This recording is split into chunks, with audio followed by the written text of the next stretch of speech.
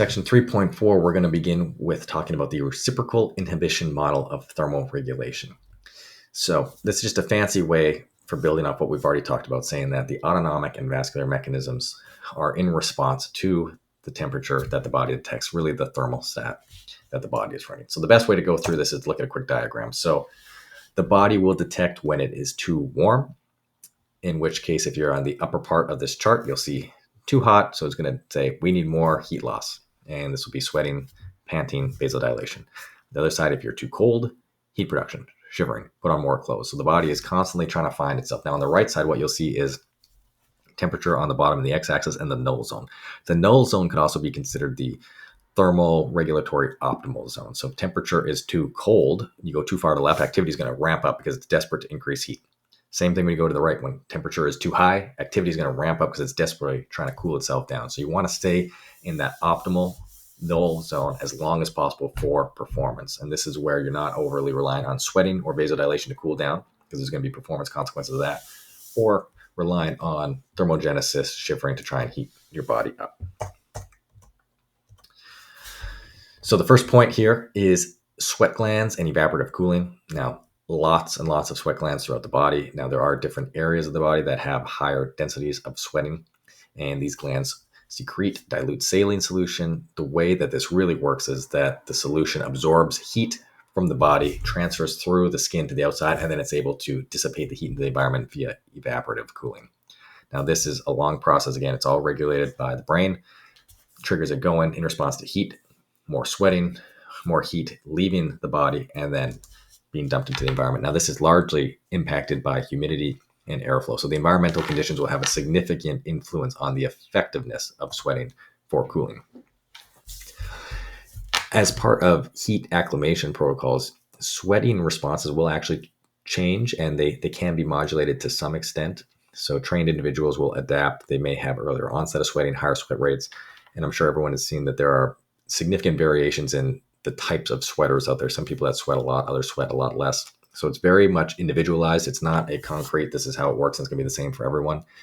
And then one point that's worth mentioning at the end too is that really high sweat rates, whether just by individualization, individuals that sweat a lot, or based on the environment, really hot, really humid conditions, the body's really, really trying to cool down, that you can lead to fluid and electrolyte loss. And this has downstream consequences. So a quick little equation is when dehydration is greater than 3% of total body water or 2% of body mass, that's when you really start to see performance decrements.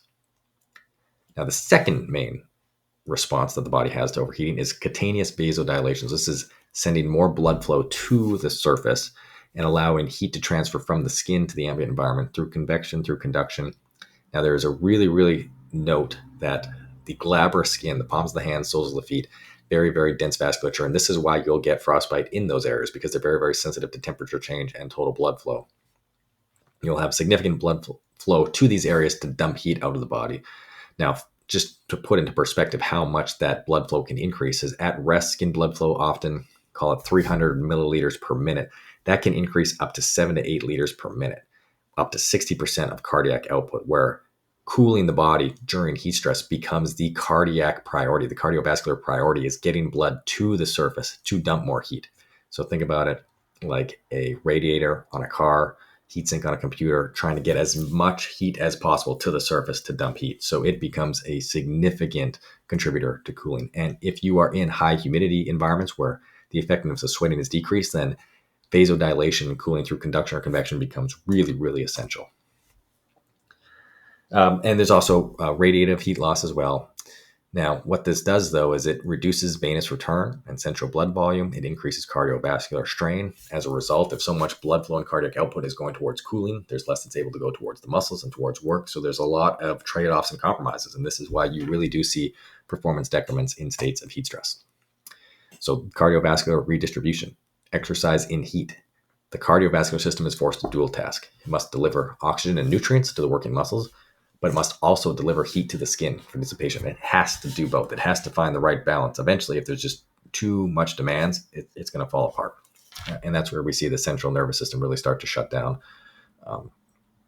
Muscular output, neuromuscular output, just as a defense mechanism.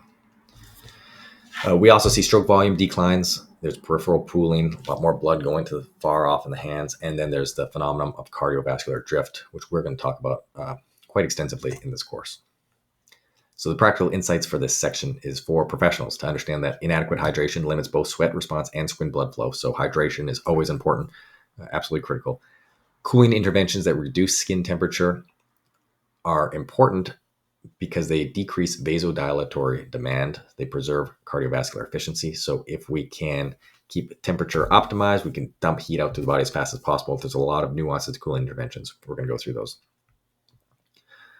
Other important things to consider is monitoring heart rate, perceived exertion, fluid loss. These are really good proxies for detecting strain and detecting heat stress as it comes on, as those will have downstream consequences and they will change in response to heat stress.